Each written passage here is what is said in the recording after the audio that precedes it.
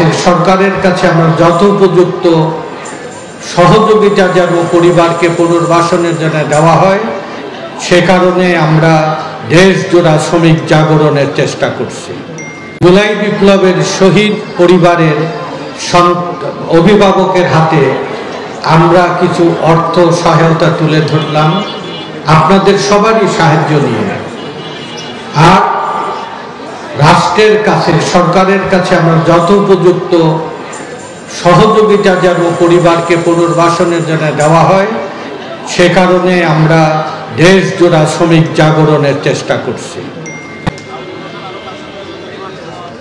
1/11-এর পর থেকে প্রায় 17 বছর 8 মাস 5ই আগস্ট হাসিনার পালিয়ে যাবার আগের দিন পর্যন্ত নিরবিচ্ছিন্ন লড়াইয়ে বিএনপির নেতৃত্বে সম্মিলিত বিরোধী দল, ছাত্র এবং শ্রমিক এবং জনতার যে লড়াই, সেই লড়াইয়ে কত অগণিত প্রাণ আত্মাহুতি দিয়েছে এর বিবরণ এখনো পর্যন্ত অনুসন্ধান করা হচ্ছে।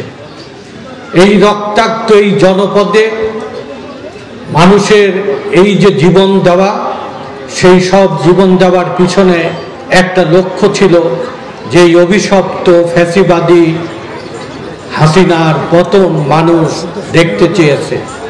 যারা লড়াই করেছে রাজপথে, যারা নির্যাতিত হয়েছে, যারা কারাবরণ করেছে, আর যারা এই লড়াইয়ে আসতে পারেনি, ঘরে ঘরে অগণিত মানুষ আল্লাহর দরবারে ফরিয়াদ করেছিল এই দুঃসহ অভিশপ্ত দুঃশাসন থেকে মুক্তির জন্য।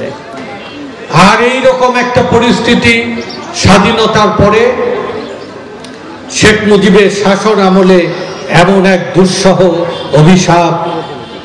অভিশপ্ত শাসন দেখেছিলাম। বাংলাদেশে খুন, গুম, লুটতরাজ, হাইজ্যাক, নারী ধর্ষণ, পাচার, দেশকে বিপদগামী করার জন্যে এবং প্রতিবাদ করলে হত্যা, গুম করা হতো। 40,000 মুক্তিযোদ্ধা বিপ্লবীকে হত্যা করেও যখন কণ্ঠরোধ করতে পারেনি, তখন আল্লাহর দরবারে ফরিয়াদ করেছিলেন দেশের মানুষ। এই 5ই আগস্টের এই পরিবর্তনের মতোই একটি জালিম শাহীর পতন হয়েছিল 1975 সালে। আর এই 7ই নভেম্বর ঘটনার পরিবর্তনের মধ্যে দিয়ে বাংলাদেশে এক নতুন অধ্যায়ের সূচনা করেছিলেন শহীদ রাষ্ট্রপতি জিয়া। অধঃপতিত বাংলাদেশকে মুক্তির পথ দেখিয়েছিলেন। নতুন বাংলাদেশ গঠনের জন্য এক অবিস্মরণীয় এক অবদান রেখে গেছে। আমরা তৎপরবর্তীতে শহীদ জিয়াকে হত্যা করার পর বেগম খালেদা জিয়া বাংলাদেশে মানুষের মুখে হাসি ফোটানোর জন্য কাজ করেছে।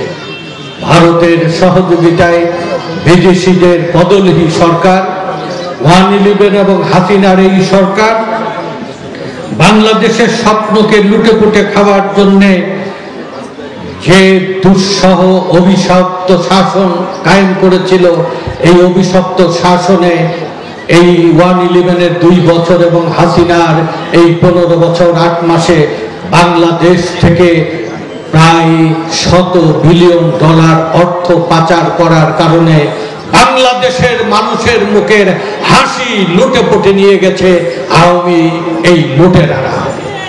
এই বাংলাদেশের অগণিত মানুষ যে উন্নত বাংলাদেশ গঠনের জন্য স্বপ্ন দেখে, সেই স্বপ্ন আওয়ামী লীগ যখনই ক্ষমতায় এসেছে, ভারত এবং লুটেরা দেশের মধ্যেকার ধনিক শ্রেণী মানুষের স্বপ্নকে পদদলিত করেছে।